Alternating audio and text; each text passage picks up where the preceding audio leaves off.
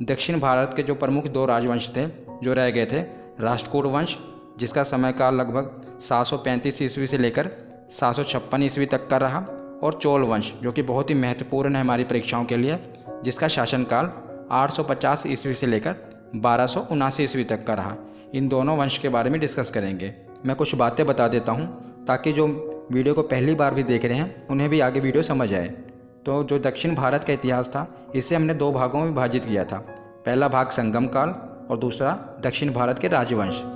तो मैं आपको बताता हूँ कि जो तीसरी शताब्दी थी उसमें जो था संगम काल के समय में चोल वंश के राजाओं का पतन हो गया था, और बाद में 9वीं शताब्दी में चोल वंश के राजाओं का फिर से उदय हुआ था। इसलिए हमने इसे संगम काल में भी डिस्कस किया और अब दक्षिण भारत के राजवंश में भी डिस्कस कर रहे हैं, ताकि आपको कोई कन्फ्यूज़न ना हो, इसीलिए मैंने आपको पहले ही बता दिया।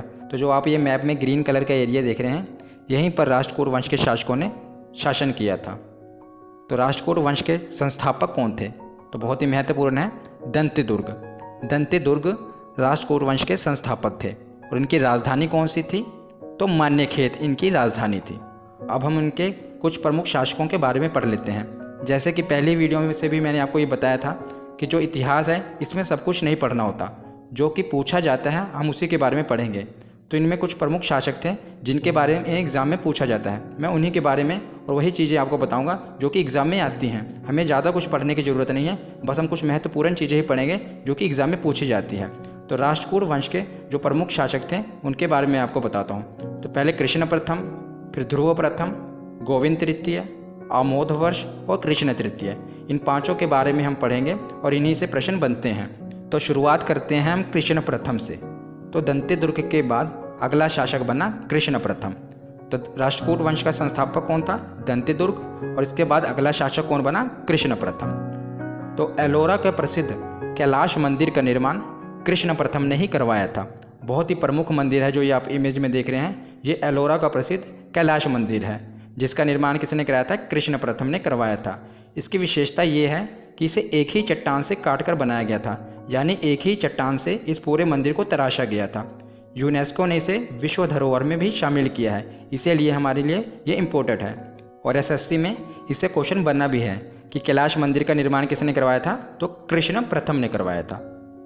तो इसके बाद हम आगे देखते हैं ध्रुव के बारे में। ध्रुव प्रथम। तो ध्रुव प्रथम से ज़्यादा कुछ बनता नहीं है, बस आप इतना ही याद रखिएगा कि ध्रुव को ही धारावर्ष के नाम से जाना जाता है। ध्रुव को ही धारावर्ष के नाम से जाना जाता है। तो ध्रुव के बाद हम पढ़ते हैं गोविंद तृतीय के बारे में। तो जो गोविंद तृतीय था ये बहुत ही प्रतापी शासक था। इसने पल्लव, पांड्य और गंग शासकों को पराजित किया था। इससे पहले हमने पार्ट्स में पढ़ा था ना पल्लव शासक और पांड्य शासकों के बारे में। तो इसने पल्लव, पांड्य और गंग शासकों को पराजित कर दिया था। मतलब राष्ट्रकूट वंश का ये बहुत ही प्रतापी शासक था।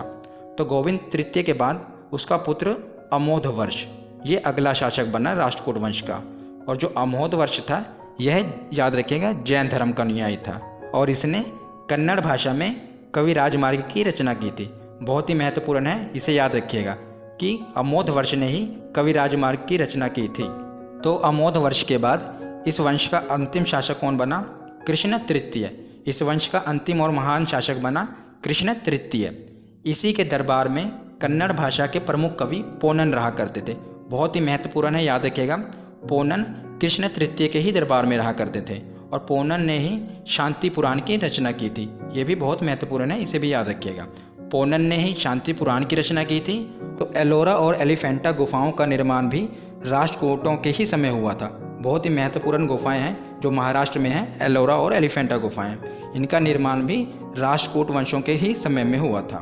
तो जो एलोरा में 34 गुफाएं हैं, कुल मिलाकर एलोरा में 34 गुफाएं हैं। और मैं आपको साथ में बता देता हूँ, ये भी महत्वपूर्ण है। 1 से लेकर 12 तक बौद्धों की गुफाएं हैं, 13 से लेकर 29 तक हिंदुओं की गुफाएं हैं, और 30 से लेकर 34 तक जैनों की गुफाएं हैं। ये मैंने कैटेगराइज कर दिया आपको समझाने के लिए।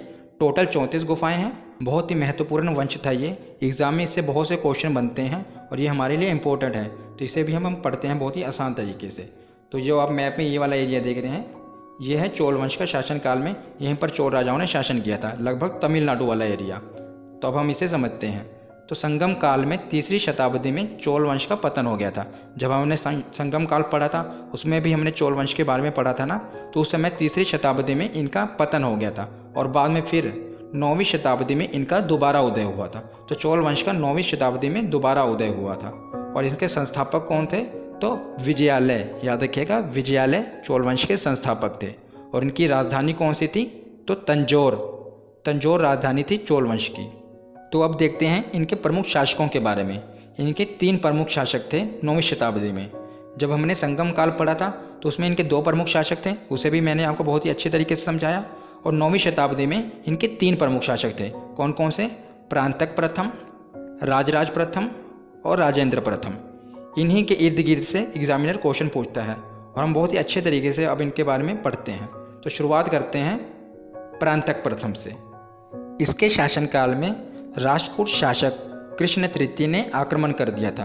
अभी हमने पढ़ा ना राष्ट्रकूट शासकों के बारे में, तो जो राष्ट्रकूट शासक कृष्ण तृतीय था उसने प्रांतक प्रथम के शासनकाल में उस पर आक्रमण कर दिया था।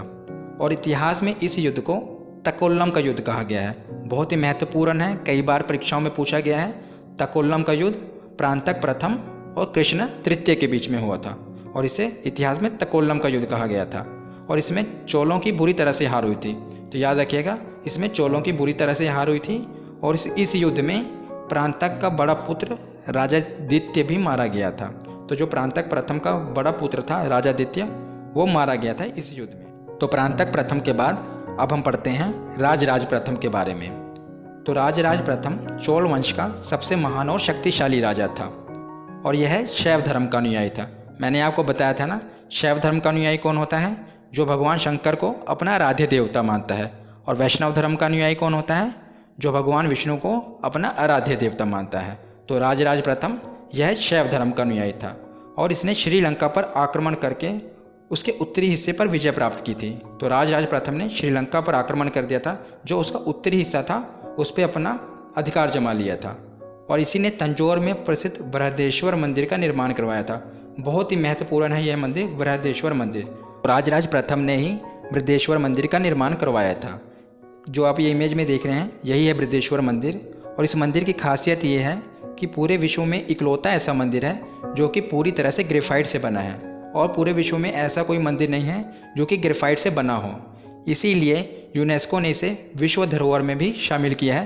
तो आप इसे याद रखिएगा। और इसके बाद राजेंद्र प्रथम चोलों का अगला शासक बना। तो अब हम पढ़ते हैं राजेंद्र प्रथम के बारे में। तो चोल धर्म का सर्वाधिक विस्तार राजेंद्र प्रथम के ही समय हुआ था। मतलब जो चोल धर्म की बाउंड्री थी उसका जो सर्वाधिक विस्तार हुआ था वो राजेंद्र प्रथम के समय हुआ था। राजेंद्र प्रथम ने ही संपूर्ण लंका को जीतकर अपने राज्य में मिला लिया था। तो याद रखिएगा, अभी हमने राजराज प्रथम के बारे में पढ़ा था तो उसने लंका का उत्तरी हिस्से पर कब्जा किया था, पर राजेंद्र प्रथम ने पूरी लंका को ही जीत लिया था और उस पर अपना आधिपत्य यानी अपना कब्जा जमा लिया। और इसने गंगैकोंड चोलपुरम को चोलों की नई राजधानी बनाई। इससे पहले चोलों की राजधानी कौन सी थी? तो तंजौर थी, पर इसने बाद में नई राजधानी कौन सी बना दी? गंगैकोंड चोलपुरम। ये पूछा गया क्वेश्चन, इसे आप याद रखिएगा। और चोल वंश का अंतिम शासक कौन सा था? तो चोल वंश का अंतिम शासक था राजेंद्र तृतीय। तो यहीं पर चोल वंश खत्म होता है। अब हम इसके साथ कुछ महत्वपूर्ण तथ्य पढ़ लेते हैं जो कि एग्जाम में पूछे गए हैं और आपको जानना आवश्यक है। तो चोल वंश में भगवान विष्णु के उपासक अलवार कहलाते थे। तो जो भगवान विष्णु के उपासक थे वो अलवार कहलाते थे। और चोल वंश में जो भगवान शंकर के उपासक थे वो नयनार कहलाते थे। विष्णु के उपासक अलवार और शिव के उपासक नयनार। और चोल काल में सोने के सिक्के को कांशु कहा जाता था। याद रखिएगा, ये पूछा गया क्वेश्चन है। सोने के सिक्के को क्या कहा जाता चोल काल में? कांशु कहा जाता था। और चोल धर्म के अधिकतम शासक थे जो वो शैव धर्म के अनुयायी थे, यानी भगवान शंकर को अपना आराध्य देवता मानते थे। इसीलिए उन्होंने बहुत से शिव मंदिरों का निर्माण करवाया था। चोल वंश में राजा अपना उत्तराधिकारी अपने शासनकाल में ही घोषित कर देता था। मतलब चोल वंश के राजाओं में ये था कि वो अपने मरने से पहले अपने शासनकाल में ही ये बता देते थे कि मेरे बाद इस राजगद्दी पर कौन बैठेगा, यानी मेरा उत्तराधिकारी कौन होगा। ये थी कुछ महत्वपूर्ण जानकारियाँ। अगर आपको मेरी मेहनत पसंद आई हो तो आप इस वीडियो को लाइक करें और शेयर करें और अपने इस चैनल को सब्सक्राइब करके बेल आइकन को ज़रूर प्रेस कर दें। धन्यवाद।